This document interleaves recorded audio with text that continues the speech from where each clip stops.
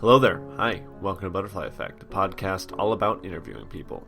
I'm your host, Tristan Ettleman, and we're back after a long time. Last episode was about mid-November, early November. Oh yeah, it was right after the election.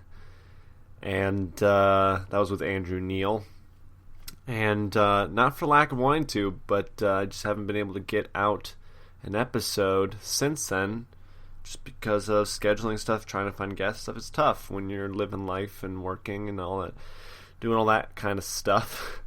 You know, the important stuff. So, I'm hoping this might be the first for a while again. I'm hoping not. I wanted the show to be a weekly thing at the start, which was an ambitious goal, considering my, lack of influence, I guess, is a weird way to put it, but that, and nevertheless, I've gotten some great guests on, anyways, that have come on the kindness of their own hearts, and I really appreciate that, and I am hoping that this show's still going to go on for an indeterminate amount of time, whether that's every once in a while, hopefully not once every 3 months. And maybe someday in the future I can get this back to a weekly show. I would love to do that.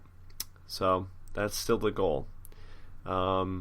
Anyways, one of the people that have shown me the kindness in their hearts is today's guest, Mark Osborne, film director and animator, and really smart, really cool guy. Mark has directed Kung Fu Panda and The Little Prince, most notably, and I've seen both of those films. And Little Prince especially really affected me when I watched it, and we kind of touched on that. But I don't know, this is kind of the pattern of how I find guests, is that I really enjoy something, and I go out and figure out who's someone I can talk to about that. And it just so happened that I looked into Mark, and he had a really interesting career trajectory. He went to Cal Arts and directed an Academy Award-nominated animated short, and has a history of stop motion, and he's worked on SpongeBob and all this stuff. It just was a really kind of compelling narrative that the IMDb credits told, and believe it or not, the actual story itself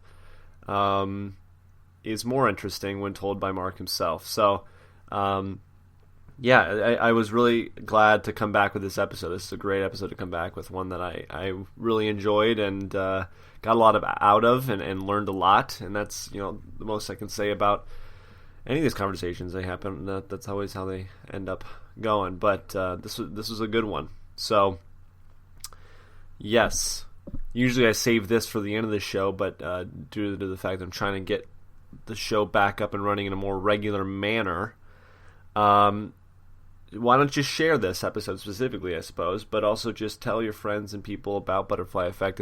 The more I can get it going, the more I can get it listened to, the more guests and people I can get on. So, that's my shameless call for help there. So, it's you can do everything on all the social medias. Facebook, it's Butterfly Effect Podcast. YouTube, it's Butterfly Effect Podcast. Twitter, it's Butterfly Pod. I'm on Twitter at Ettletod, ETTLETODD. And my email is trettleman@gmail.com, trettleman@gmail.com, and you can, send, and on any of those places you can kind of request people or say, oh, you should get this person on, or you have questions or feedback or what have you. Those are all places that are available to you. So, anyways, without further ado, let's talk to Mark Osborne. See you on the other side.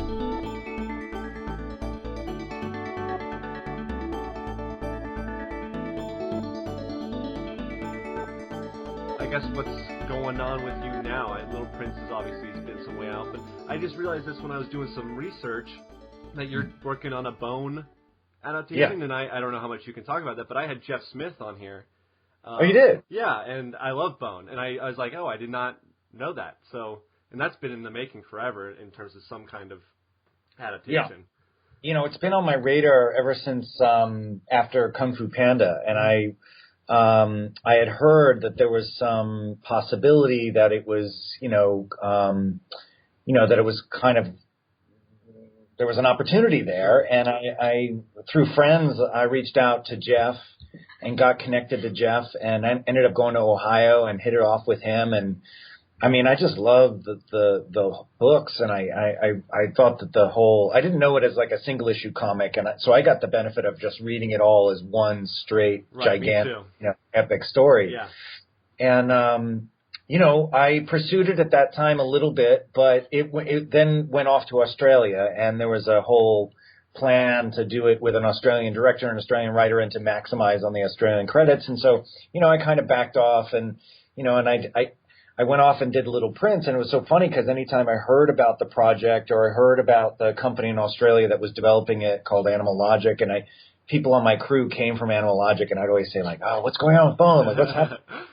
And so I kind of heard that, it was always kind of there, but never really progressing. So I got the courage up to approach Jeff again, and and was surprised to hear that it was sort of still kicking around, and he was sort of never really happy with the scripts that were coming in. And so there was this kind of new opportunity, and I jumped at the chance, and I contacted a friend of mine, a writer named Adam Klein, who I'd been wanting to work with, and he and I partnered up, and we pitched Warner Brothers, who had the rights at that point. We pitched a whole take on how it could be a trilogy of movies, and more specifically, how movie one could really be a self-contained, big movie that could really launch the whole trilogy. And so we're kind of waiting at this moment. They hired us to write the script. We've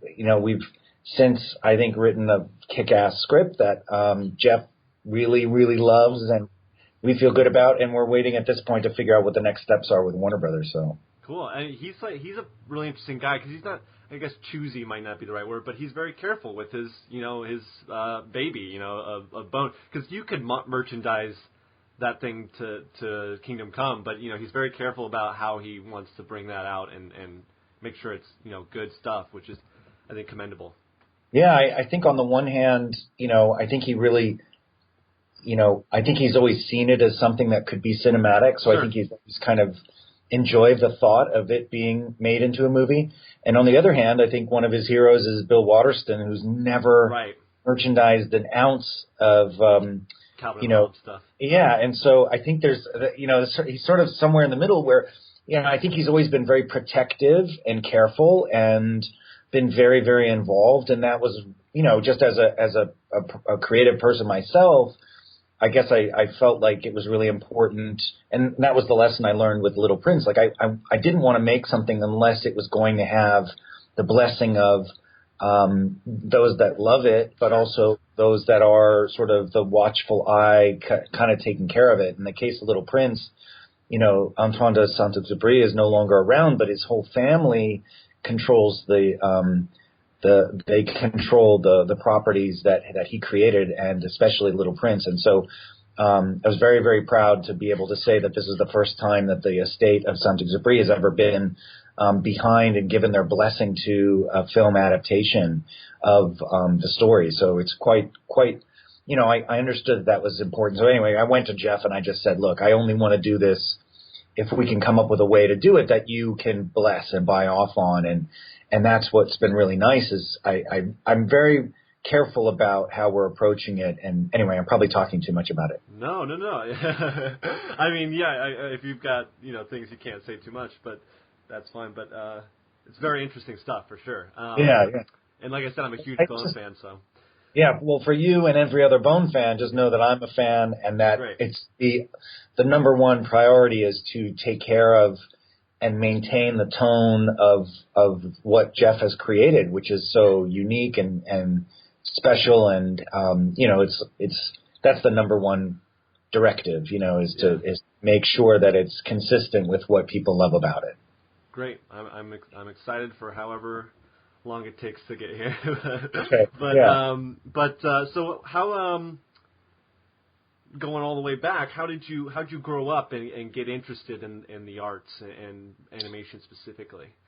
Well, I think as a kid, I'm a total child of Star Wars. I was 7 years old when Star Wars came out, and I was 10 when Empire Strikes Back came out, and those movies just completely blew my mind and, rewired the way my brain worked, and I think it opened up my imagination, and I think it really, if I trace it all the way back, I really, my whole childhood was obsessed with those films, and I think eventually I was interested in art. I was always sort of pursuing artistic things, and I never thought of being a filmmaker or specifically, making things in animation until I really sort of fell in love with all these animation's great because it kind of combines all these different sort of things that I was interested in, and stop motion in particular kind of combined even more, including photography and so it was really in college when all that really came together for me. And a big part of it, too, was I had an instructor who started to show me the link between the Star Wars films that George Lucas created and Joseph Campbell's writing, which inspired George greatly. And so once I started to discover this sort of deeper significance to what those movies were tapping into, that's when I was just kind of blown away because as a kid it was affecting me deeply and I didn't realize exactly why necessarily. So when I discovered why and I discovered about this sort of link to mythology and all these sort of really key important archetypes and these things that were really exciting to me, that's what made me think like, wow, the power of storytelling and how important storytelling is in our culture and in our history as human beings. And that was, I think, the thing that just really pushed me farther into wanting to explore making my own films. Yeah, that's a similar kind of experience. I think that the Joseph Campbell thing, I had that experience probably, I guess technically in high school we learned about it, but I didn't necessarily tap into it until probably the past few years. And I've written about, I write about video games a lot, so I wrote a thing about, analyzing that, monomyth in video games, because you can apply it to anything. And for that audience that maybe isn't aware of those kinds of things, you can use their favorite examples to showcase that kind of thing. But it's really a fascinating thing, and it really kind of starts you thinking about the backbone of creativity and story, which sounds like probably is what made you ultimately interested. Well, I think for me too, it's always come from instinct, as much as I was sort of studying art and studying animation and film, that I felt like the stories that I was telling were coming from a deeper place. And I think it just validated that idea that deeper place where your creativity can come from is valid because it's connected to sort of these bigger, deeper ideas that we all understand, these universal ideas, these universal themes. And I guess I don't know, it just started to all fit together for me and made it all feel like, I don't know. It's been really interesting to be able to pursue it. And so ever since college, like more than, 25 years ago, I've just been able to sort of pursue filmmaking and telling stories and writing and it's just, I don't know. I feel very, very fortunate at this point to be able to continue to work in this field and to be able to explore this kind of expression. Yeah. Yeah. And was your family an artistic one? Your brother works in, I don't know if he does animation or show business or some aspect of it. Or he does. He's a writer, actor, and he's a story artist also. And he just finished his run as head writer on Adventure Time. Oh, I didn't realize that. Yeah, and he let's see, what else? He was on SpongeBob. He was a writer on SpongeBob and on Flapjack. And yeah, we actually, growing up, I think we were encouraged. We were artistic. We were doing theater, and he did a lot of writing. He wrote for the school paper. He had a column called The Observer, and it was very funny. And like, he was, he's always been multi-talented. I've always looked up to him, and we kind of went our separate ways. He went to acting school, and I went to art school, and we sort of both figured those were each other's domains, and I think we've since kind of blended all of our interests together, and but yeah, aside from that, he inspired me, but my parents were not artists. Our parents our dad was a car salesman. He managed car dealerships and ran car dealerships throughout our lives. And our mom has done many things, but she was running a restaurant when we were kids and managed a restaurant. And so they were always incredibly supportive. But yeah, it's not like we grew up in a really sort of artistic household necessarily. Sure. Yeah, I find that I think the narratives can go to two extremes, like the family where they're like, oh, you'll never make it, try to pick a practical career or something, or the one where it's like kind of a hippy-dippy thing. But I think probably more realistically, considering the breadth of people that are working creatively, it was like, no, our parents were, they might have had some misgivings, but they understood that we were people too, and they knew that we needed to do our thing, so they let us do our thing. It's never so much the two polar opposites of the upbringing that kind of brings someone to an artistic place. Well, I think I definitely think, our parents were incredibly always supportive. And I think that's one of the key things for us is that even though they weren't artists themselves, it's like and I think my brother and I had sort of a healthy competition going on as well, or maybe at times not healthy, but, our parents got divorced. And so I think we were always trying to get attention. And I think that probably plays into it a little bit too. Yeah, definitely. Yeah. Wow. So you had this kind of artistic thread going through your early life, but then you went to Cal Arts. For college? First I started at Pratt Institute, and that was where I did my undergraduate, and I did my first and second year of undergrad, and I started to get interested in animation, and that's when I transferred to Cal Arts and focused on animation. So I finished my bachelor's degree at Cal Arts, doing a third and fourth year there. So by that time, I guess that was probably part of the time where animation was obviously seen as a viable medium, because when I talking about Jeff again, when he went to school, it was like cartooning or kind of that realm of art was not part of art school. That was not something that was, necessarily fostered, at least at the art school he went to.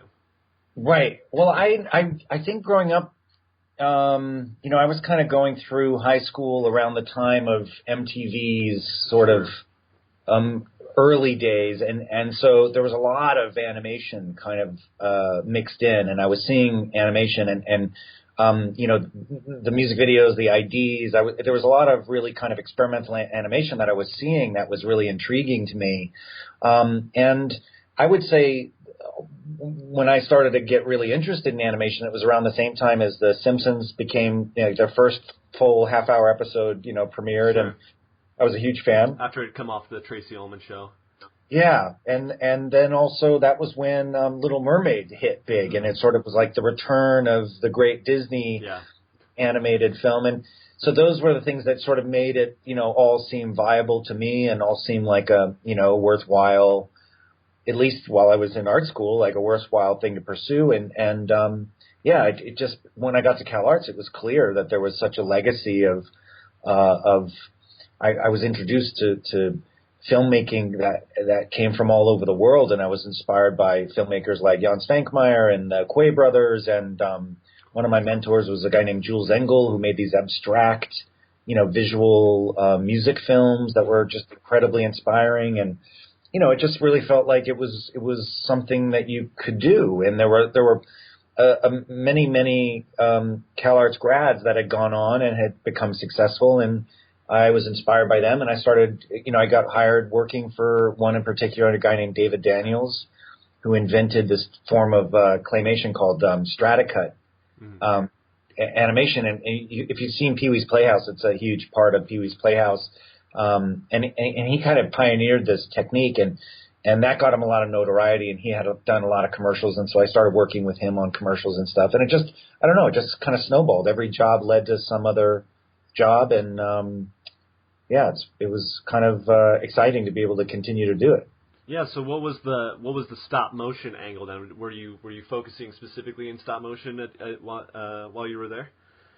Yeah, I did some drawn animation. I kind of liked all different kinds of animation, sure. And I was experimenting with all different kinds, and I really liked the idea of mixing mediums. Mm-hmm. But I fell in love with stop motion I think mainly because I liked sculpting better than I liked drawing. I liked building things with my hands, and I liked photography and the idea of lighting a set. And so my first film that I made when I was at CalArts is called Greener, and it primarily is stop motion, but it also mixes live action, it mixes drawn animation, it mixes photo cutout, and I found a way to tell a story that actually needed all these different mediums, and I bit off way more than I could chew, but I was really excited to try. I wanted to use different mediums to help tell a single story, and that's kind of been something I've brought to every project I've done, that I've really wanted to use animation to its fullest, and that means using different techniques to express different either states of mind or different realities or different levels of the narrative, Yeah, that's kind of a clear through line, honestly, now that you say that, because in More, you have the little, what I think looks like Yellow Submarine-esque kind of trippy thing. That was the inspiration. Okay, great. And then, even with your work on SpongeBob, you've done the live action stuff with them, and well, that was another, I think Steve Hillenberg, who created SpongeBob, I think he was also inspired by a lot of the same stuff I was seeing. Well, and he went to CalArts with, I don't know, did you guys go at the same time? But he went to CalArts, I know. But yeah, that's where I met him. And okay, great. We helped each other on our shorts, and when he had never done any live action, so when he was doing SpongeBob, he needed help with the live action, and he asked me to do the time of day shots, and that ended up snowballing into doing more live action stuff for the show, and then more live action stuff when the feature came along, and so it was just like a fun. So I love that he was boldly experimenting with mixing techniques as well, and I think it's something that, to me, it's like, why not? Use every tool in the toolbox. Right. Yeah. So Greener was the thesis film, right? While you're still there. Right. And then, years later, I was asked if I wanted to come back and teach, and I used that opportunity while I was teaching.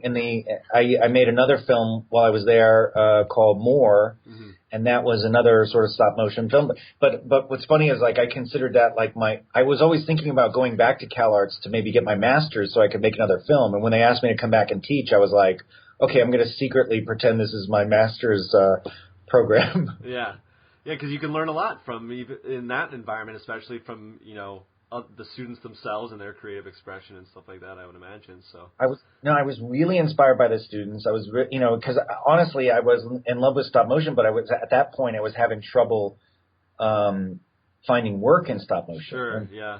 Got there, and there were all these students that were interested in stop motion. It just revitalized my interest in it, and so ultimately, in the summer of that first year of teaching, I started making the film, and with the goal of making it in that summer, and I hired a couple of students to work with me, and it was it was an inspiration, and I do credit those students with sort of inspiring me to push hard to make a film, because I was pushing them to make their films, and then that just kind of was like me talking to my younger version of myself, So what was that scene like? What year was it when you came back to teach? That was like 98. So there was a stop motion 97, groundwork made in popular culture already, because there was Nightmare Before Christmas, all that kind of stuff that probably popularized it beyond kind of people that were really paying attention to it. But it seems like such an expensive, time-consuming process that was that why there wasn't much work, or what was the? Well, I think it's always been on the fringes, sure. And it's not that it's expensive, it's that it doesn't make as much money as computer animation. And right. And when Pixar was clearly making money hand over fist, then it just sort of was like, why wouldn't, if someone was going to put money into an animated movie, they would put money into something that they believed could end up getting the kinds of returns that like a Pixar movie could get. So it's similar, I think from a outsider perspective, similar aesthetics in terms of kind of with 3D modeling, you can create something that looks kind of more physically grounded, like you could with a stop motion. I think from an outsider perspective, there's a physical grounding in stop motion that you can't create sure. in the computer, and so there are huge differences. I just think. Like, I love Wallace and Gromit, and there have been these great big stop motion movies that have been people love, but they just haven't made the kinds of money that a Pixar movie made for whatever reason. Yeah. And I think stop motion can get pigeonholed, and it can be seen as an old-fashioned medium, and I think there are people that are doing incredible work in stop motion, and I feel like it's always going to be a viable medium. Yeah. It's just not going to maybe be $1 billion, medium. Well, Leica's work now is probably like the kind of the gold standard, I guess, for stop motion. In some ways, yes. I think there is some criticism that they're using, that they're trying to be too slick and they're trying to look like CG, and there's too much of an emphasis on sort of trying to hide the medium, and then I think there's as much. I personally love the look and feel of stop motion when it looks and feels like I love Fantastic Mr. Fox, because like you can kind of sense the hand of the filmmaker, the hand of the artist, and you're always kind of aware that what you're seeing is a craft. I think Leica, Leica's doing incredible work, and that craftsmanship's unbelievable. But that desire to sort of look more like computer animation, I think it creates a distinctly different approach than what I think a lot of sort of diehard stop motion people are going for, like the Aardman of it all. Like they want the fingerprints in the clay, and they want that human touch to be there, and that's I think what I fell in love with about stop motion. And but luckily I have room in my heart for many animated movies. I don't like to pick favorites, because there's so much out there to love and to like and to appreciate, and I try not to be too. In fact, I think with stop motion, I'm less critical just because I love that anything in stop motion ever exists. I give it points for just existing, because I know how hard it is to get stuff made. Yeah, I feel the same way. I've been trying to get stop motion features off the ground now for 20 years, and I've found it really, really kind of impossible. And honestly, Little Prince is the first time I've gotten any stop motion greenlit. And it's a portion of the film. Right. It's not the whole film. And some people criticize Little Prince and said, "Why isn't it all stop motion?" And I'm like, that would be amazing. Like no one would let me make it. You know what I mean? Like I had to come up with a very clever scheme in order to get that 20% of the movie to be stop motion. I had to come up with a very, very clever way to get that, and I kind of thought everybody would be like excited to have any stop motion at all, but it's like when people love stop motion, they are nuts about it, and I'm kind of that way. But what you said is totally true, though. There's just so many facets of even specific styles of even animation in general, but then stop motion, we got Shaun the Sheep movie, which was a cute, fun movie, and then Kubo was a totally different movie, and then even Little Prince, which, as you said, was not the whole film, but it's a totally different style and representation. So it's great that it's actually a pretty good time for stop motion films, I think. I totally agree. It's not just for Halloween movies, and it's just for creepy stories, and I think there's a huge, we've just seen the beginnings of what can be done in all of animation. I really feel like we've just scratched the surface, and anytime something like Anomalisa comes out, or anything like the Red Turtle, anything that is outside the bounds of what we normally think of as animation, I get incredibly excited. And same goes for Sausage Party. I so was rooting for Sausage Party because it's anything that's going to redefine what those boundaries are of what a big animated movie could be. I'm all for it. Did you have any? I was scrolling through your IMDb, and you were thanked. You had a thanks credit on that for Sausage Party? I'm very happy to have a thanks credit on it. I was actually a creative consultant in the beginning. I was the first director attached, and I really just thought I saw such an opportunity. I thought the guys were geniuses in coming up with the idea, and I joined the project because my friend Conrad Vernon, who was ended up directing it, was one of the producers at the time, and he wanted me he wasn't interested in directing it in the early days. And so, I kind of came on and helped them develop the story and the script. And I was actually doing that simultaneously with the early days of me developing the idea for The Little Prince. So I had a very schizophrenic going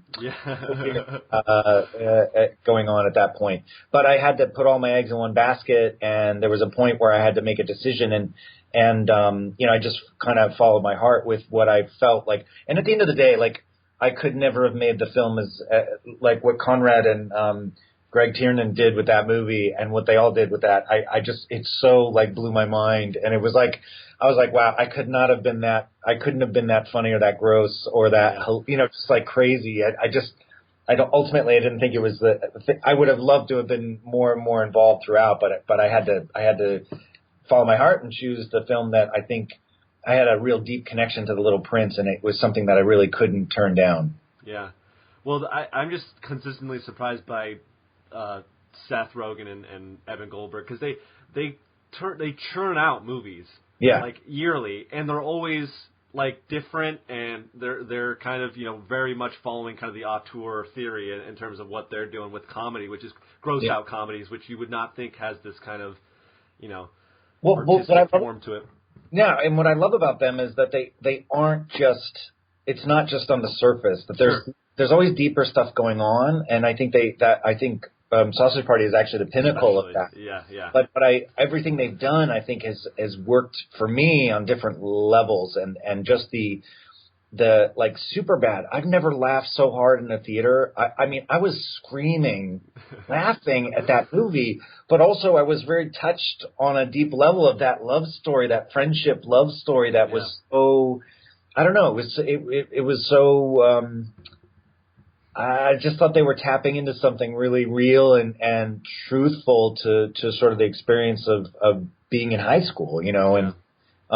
But yeah, it was. I really admire those guys and was really happy to be involved. Yeah, they're part of that Judd Apatow generation and crew that does all that stuff. So that makes sense. But so we were talking about More, and so it's a beautiful film, and you were nominated for, or it was nominated for an Academy Award, right? And that was that must have been huge, especially so early on in your career. Yeah, that was a huge surprise and just it was a major boost. It's crazy how much a nomination changes everything, And I actually and I got invited to be in the Academy, and I've been as involved as I can be with the short film branch as much as possible, just because it just opened up so many doors for me. And I thought I was making a little weird movie. And I thought I was making something that was going to be sort of seen on the fringes and maybe get some play at film festivals, but I didn't realize I was really tapping into something that was really sort of universal and because it was nonverbal, the movie played at over 150 film festivals all over the world. Yeah. And it really had this ability to kind of reach people that I didn't expect. So it was a real honor and a pleasure to be nominated. It was a real thrill. Well, it's interesting you said the nonverbal point, because I've been watching a lot of silent films recently, and when I first started watching them, I couldn't connect because I'm just so used to visual and audible bombardment, and then I think towards the turn of like the 20s, especially early 20s, because I was watching stuff even before that. There was just a craft. I've been crying at certain movies, and I'm like, it just is weird for me because it's something that I wouldn't have thought that I would have delved into so much. But sometimes that nonverbal is what carries that emotion. Like it's just kind of. I wish we could see a little more experimentation in that way. We saw The Artist a few years ago or whatever, but especially within animation and stuff, it's just it's a powerful tool actually to leave that out. Yeah, and I think there are great examples of it. The beginning of Wall-E is like phenomenal. Well, animation is doing it more than anyone else is in terms of the nonverbal, especially short stuff. But and that's what I think. I think is super exciting to see more of that. To see more of that kind of, like you said, experimentation and just different kinds of expression and being able to. I mean, my favorite. looking back, I just saw Bambi again recently, and it's like, you can watch that movie with the sound off. It's so friggin' charming with the sound on. The kid actors are so good, and like the performances are so good, but it's like you can tell that story, the imagery that tells that story is just so breathtaking and poetic, and just visual storytelling is such an important part of. And that's why I love animation, because and now it's becoming more and more a part of all, filmmaking has always used visuals in a powerful way, but I think in animation, everything's by design, everything's created, every single element. And so you have this, uncanny ability to be able to really control everything in the visual as much as you possibly can, Yeah. Yeah. I think the strongest parts in Bambi 2 are the parts where they don't talk to them. Yeah. Like you said, when you watch it, just like, the scene where mom gets shot and all that stuff. I mean, the like you said, this with the sound on it, it has another layer, but it is very much just visually a stunning film. But even when it's understated, and like man is in the forest, it's like I get chills, and it's like that's all they had to say. And it's like, it's incredible with what they could evoke with just such little dialogue too. Part with like the pigeons or whatever, and I forget what they like, don't fly or something like that, and then they go, and it's just one breaks ranks, and it's just it's a great film. Yeah. So after the success of More, what was your kind of path looking like? What did you decide to do and take on? I was trying to do live. Everybody was asking me to make More into a feature. And part of me wishes I had actually pursued that, but I really felt like I felt like that was the wrong thing to do, and I just felt so I started developing an animated feature that was kind of in the same universe as More. And I should have just told people it's More turned into a feature, but I had a lot of trouble getting that to go again. It was like, and I wanted it to be stop motion, and it was like hard for people to wrap their heads around it. But my brother had written the script, and we developed a project together, and we did this independent live-action movie called Dropping Out, and that premiered at Sundance the year after More won the prize at Sundance. And that was kind of this exciting, kind of crazy thing that we just did, and it was a low-budget film. And actually, that's the thing that Steve Hillenburg, who created SpongeBob, he really liked that, and he hired my brother to be a writer on SpongeBob because he liked that so much. Oh, wow. But that film ended up doing a lot of festivals and kind of, I guess you could say it's a cult movie at this point. Sure. There was a following, but it never got distribution, and it's kind of tangled up in rights issues. So it's actually kind of it's not out there. That's a shame. Yeah, I do. It was. I think so. It was.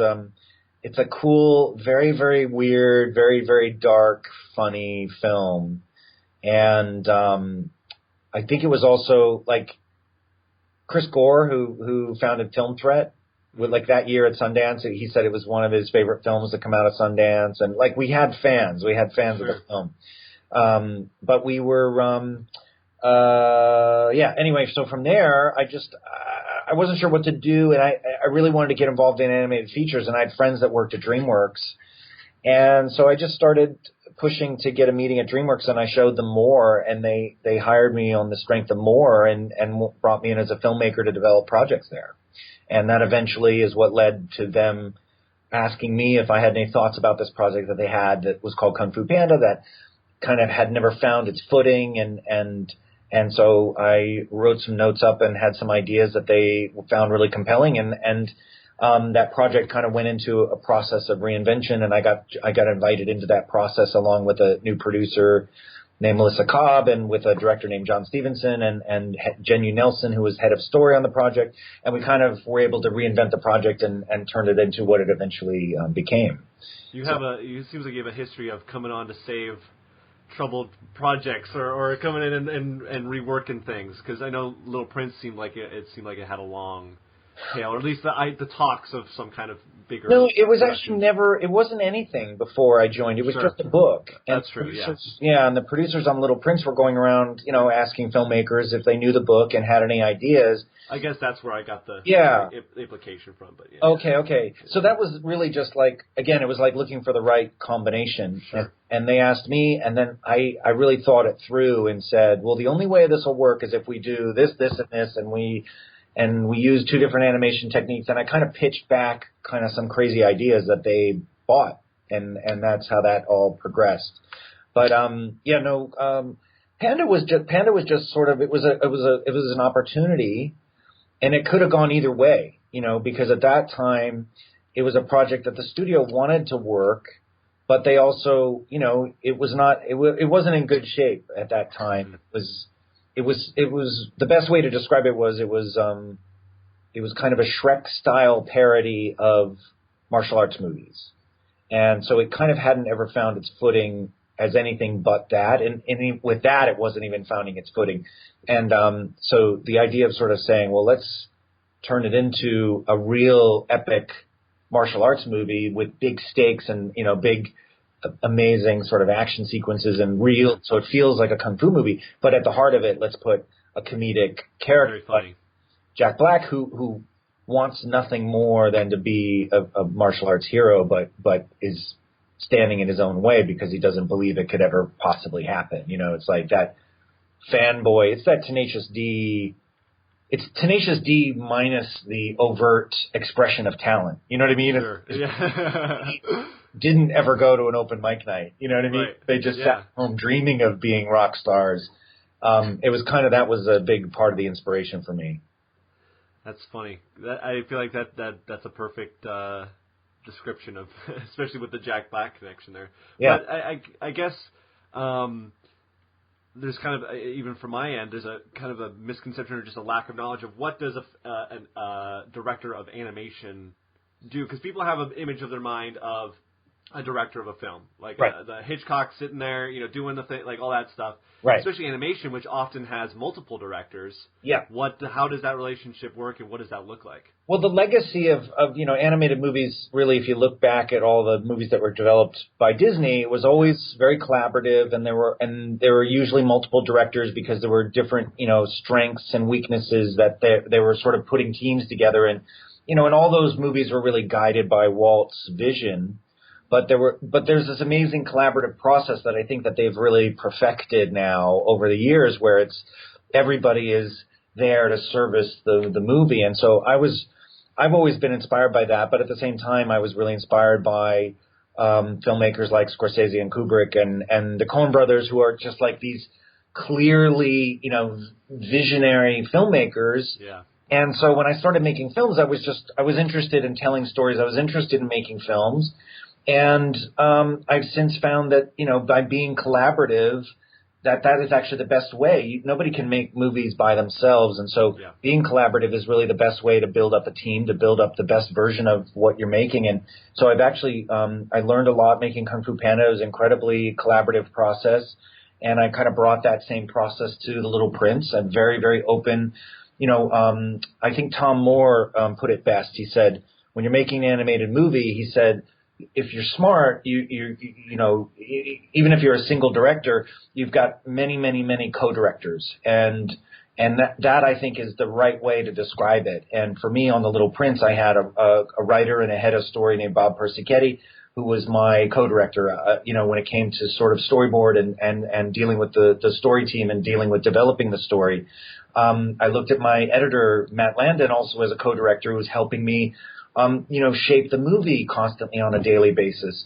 Other co-directors, including, people involved in the production design, like Lou Romano and Celine Desrumeaux, who was like my day-to-day production design support as I was developing the movie. And so by relying on all these people and by sort of everybody wanting to build the same movie, and I'm just sort of trying to guide and shape everybody so they're focused in the same direction, like that to me is what it means to be a director of an animated movie. It's like finding that thing inside the movie that you care about as a filmmaker, and having everybody understand what that is, and having everybody focus all their energy and channel their creative energy into making that the best version of what it could possibly be. Like, that's the role of a director. And in animation, it's years that you have to rally all the troops and that was kind of the amazing thing on Little Prince. I was constantly pitching the project to new artists and to new actors and to, people that were joining the project. And it was reinvigorating the movie for me, because it was forcing me to boil down what was important about the movie. And that's where I learned the power of the pitch, the power of getting people excited about something. And that has to last for years, making an animated movie.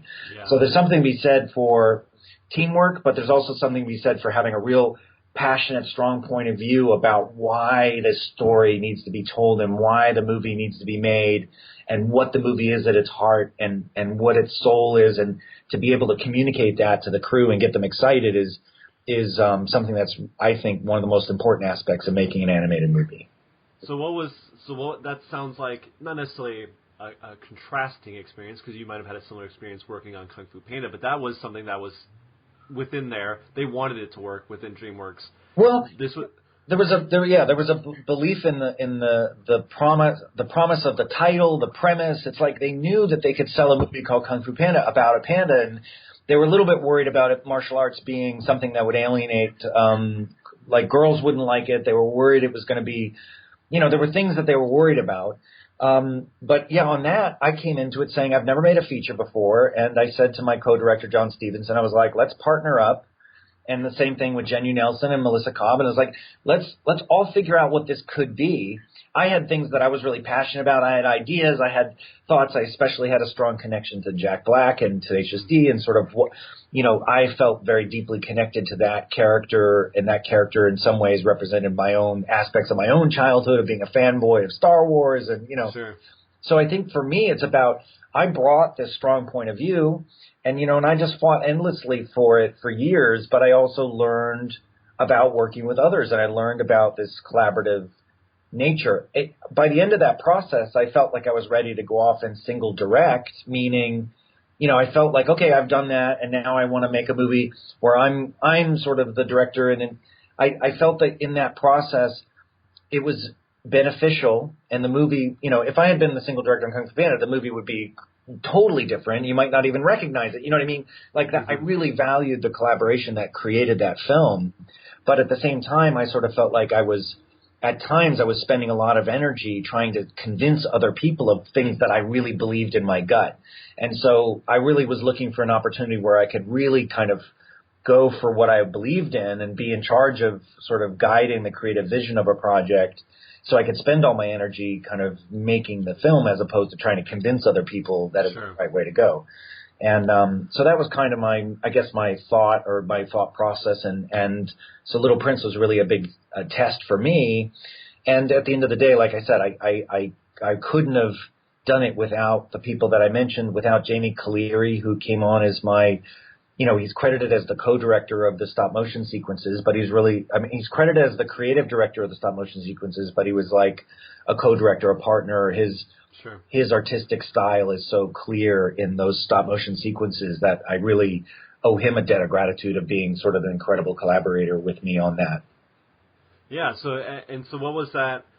You've alluded to kind of the timeline on this of how you came to be attached to the project, but what did that look like after you finished Kung Fu Panda? How much longer were you at DreamWorks, and then how did you become attached to that? I left right at the end. My contract ended with the delivery of the movie and with the publicity of the movie, and so I took the opportunity to go off and develop projects on my own.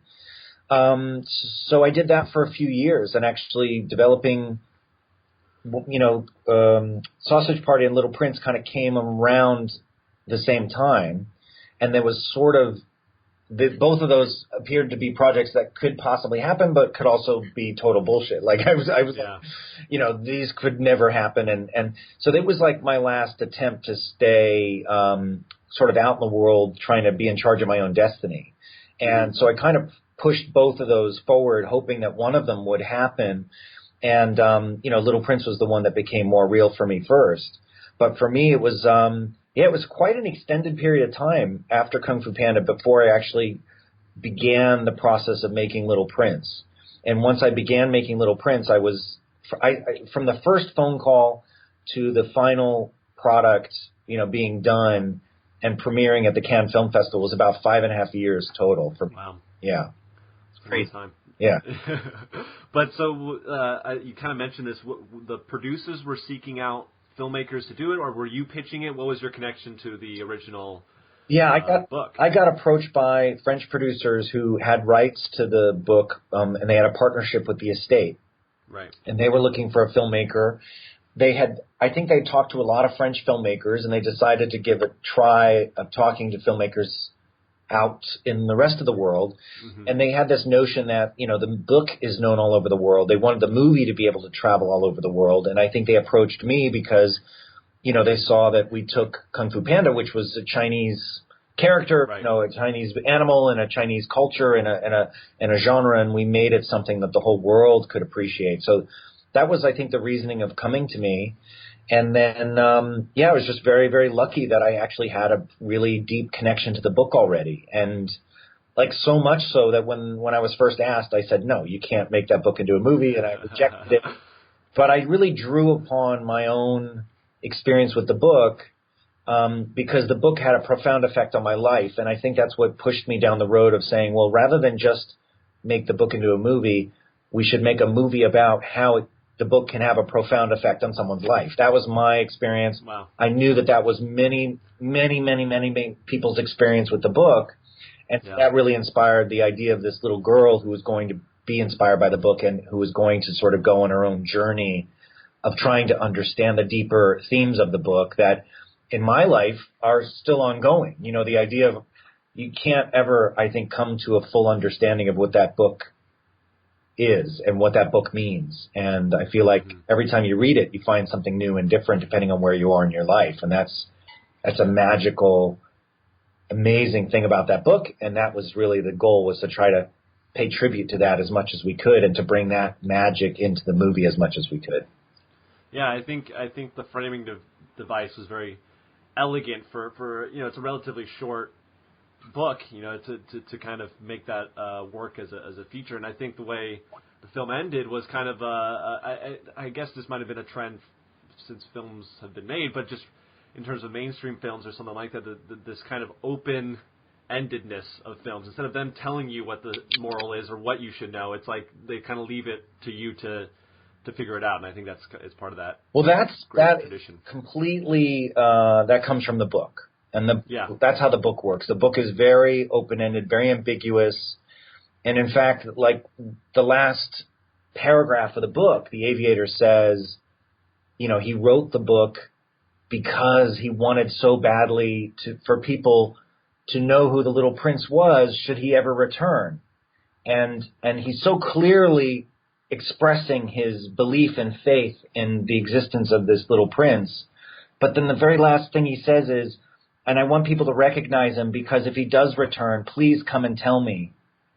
And I always found that to be so incredible because he says he has faith, but at the same time he wants proof, that he's out there. And that is the beautiful paradox of that book. And that was why we had to come up with an ending to the movie that would echo that beautiful paradox about faith and believing in something and keeping someone alive even when they're gone and that I don't know, there's so many big powerful ideas in that book, and it was so really our ending had to echo the way the book ends, and that was a big part of our inspiration. The entire movie comes from the book, every single element and aspect, even stuff that people say, oh, it's crazy and it has nothing to do with the book. Every single thing is completely from the book. And the more you know the book, the more you actually can see that everything does have an origin in the actual book. Yeah, I think people might say, just on the surface, that criticize it or something for not being very faithful. But I think what you're saying makes a lot of sense in terms of if you look a little bit deeper, it's actually one of the more faithful adaptations you could do, because there have been I don't know if they've been TV movies or what they were, if they were French productions or but little things that have been based on Little Prince before. There's a lot. There's a lot of adaptations out there, and in France, like I say, every other school play is Little Prince. Like it's right, yeah. And, but for us, it was about being true to the soul of the book and being true to the themes and the ideas in the book, And then when we're doing passages from the book, being so true to the poetry of those passages, and like, but on a macro scale, when you look at the big picture, it had to feel emotional. It had to be an emotional experience like the book can be for readers. And it also had to do a lot of the things that the book does in people's lives. And so, yeah, man, it was a challenge. And, you know, I think the thing that liberated me was I realized early on, I was like, man, I'm going to get massacred if this isn't faithful to the book.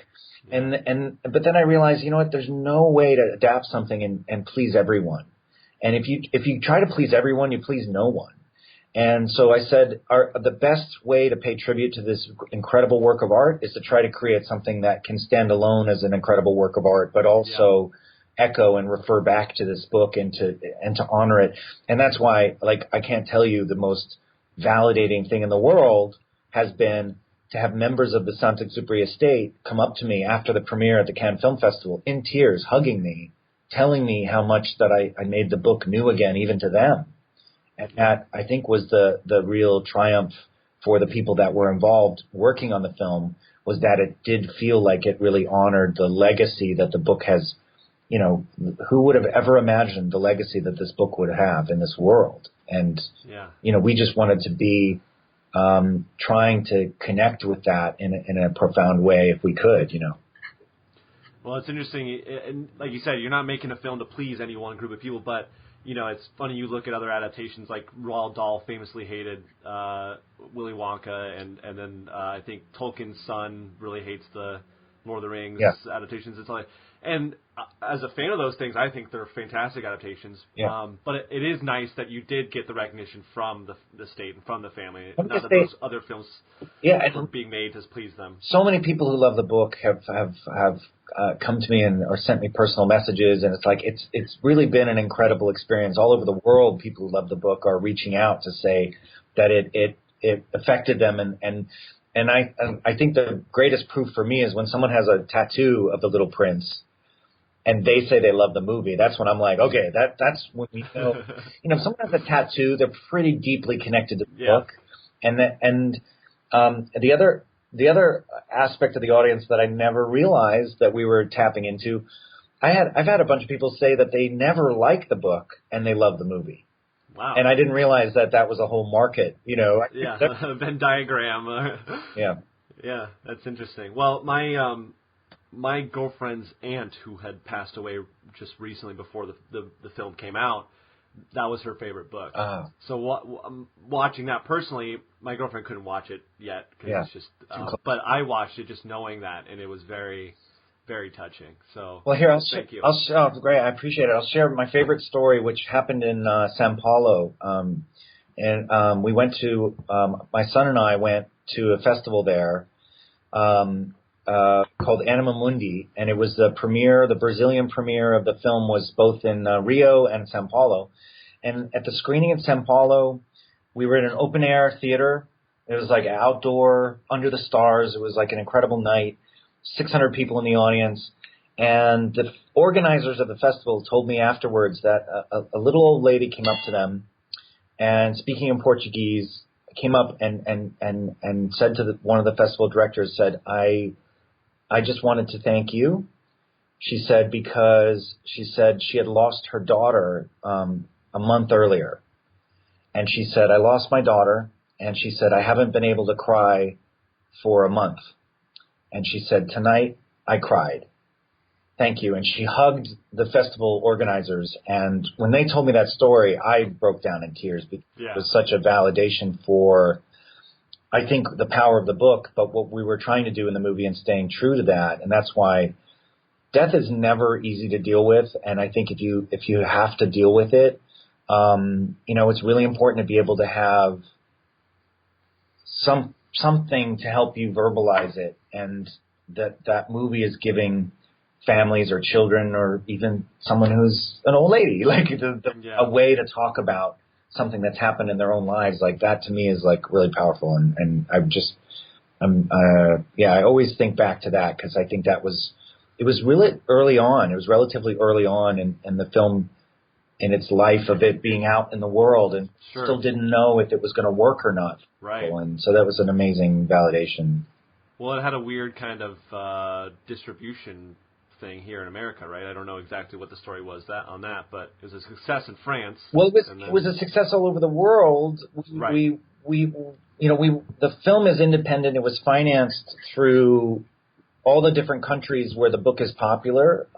Every country we had a different distributor, so we had a very, very complicated sort of financing scheme, which gave a very complicated distribution scheme, and everybody wanted to release the movie when they wanted to release the movie. And so we had the movie came out in France, and, it actually did spectacular in France. In Italy, it was like crazy. In China, it was nuts. The movie made as much in China as the original Kung Fu Panda made in theaters. Wow. And but the place where we had trouble, unfortunately, was the U.S. And that it just goes back to a rights issue. Paramount owned the rights because they made a live action movie in the 70s. So there were constantly fighting with my producers, and there's a ton of complications to the story. But at the end of the day, I don't think that they saw a chance to make $1 billion, so that they sold it to Netflix. And we had a great partnership with Netflix, but not as much theatrical play as I think everybody involved in the film had hoped. But we made $100 million all over the world, and the film has reached audiences all over the world, and I think it continues to find an audience in the U.S. And on a platform like Netflix, we got more exposure to American audiences like in one day than we could have in the entire theatrical run, even if they had done a big release, So I know a lot of people that watched it that I would never have pegged as someone who would go out to the theater to see a movie like that necessarily, who watched it at home and loved it and stuff like that. So I think that in terms of exposure, like you said, that was probably a good thing. And also, it's no secret that it's an emotional film, and I think being able to watch it in the comfort of your own home or bedroom and to be able to like bawl your eyes out alone is somewhat comforting, I think, for a lot of people. Sure, definitely. Because you might not feel that vulnerable out and about. What's that? You might not feel that vulnerable out and about, but you can tap into that at home, I think, a little bit better. Well, I love crying at movies, and I cry. I don't care who's around, but I like that communal experience. But I also like that experience of being able to be at home watching something too. So it's a brave new world for movies and distribution, and Netflix has been a tremendous partner. I mean, I just really they loved the movie, they got the movie, and they were incredibly supportive even throughout all the award season campaigning, and they just they really were believing in the film, and I'm really appreciative for that relationship that we've had. Yeah, it's a great, I think, platform. And I feel like this year I think there was like a stat that came out that they're like, we're putting out, 7,000 TV shows and they're all good. Yeah. Like they're all like pretty much like statistically, it's insane how much of them are in the good quadrant of anything. Yeah. So it's incredible how they're able to sustain that and keep doing that. Yeah.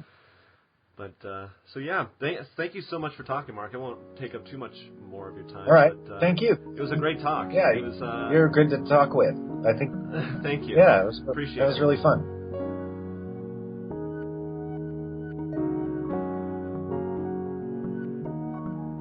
Great talk with Mark. Awesome stuff. Really good one, as I said. Check out his work. My high praise isn't necessarily going to do volumes for Kung Fu Panda or Little Prince, as those are already well-known films. But maybe more specifically, check out More, his short that got nominated for the Academy Award, because it was a very compelling film. It's short, as I said, and it's incredible that he got across what he did in that brief amount of time. So. Big thanks again to Mark Osborne. Next week on the show, once again, don't know what's going on. As I said in the intro, that's kind of up in the air. Hopefully we'll have a guest able to do something this week for next week's episode. If not, you know what? That's cool. We'll figure out scheduling as it goes. It's difficult on both sides, to get two people. And I do the show via Skype. I couldn't even imagine if I was in an actual major city and trying to physically get people into a space and talk to them. Not sound a little creepy without that last little bit of context, but so yeah, we'll see what's going on. In the meantime, you can keep up with all the social media stuff I mentioned at the start of the show. Butterfly Effect Podcast on Facebook, Butterfly Effect Podcast on YouTube, Butterfly Pod on Twitter. Oh, and I didn't mention, the website, Butterfly Effect Podcast, or butterflyeffectpod.com. And the show is hosted on Spreaker, so you can go on Spreaker and listen to it all there. I was taking a look at the stats the other day, just as a curious aside, and that Max Landis episode just keeps climbing. It's small numbers by anybody else's measurements, but for me, it's like, man, it keeps performing really well. So go check out that Max Landis interview, I guess, and all of them if you have the time. All right, I think I'm out of here. Oh, you can follow me on Twitter too, Edeltodd, and the email tredelman@gmail.com. But whatever, all that stuff. I already said it earlier. Have a good day. Hopefully you are finding some peace and happiness in the hellscape that is the world today. And until next time, stay alive.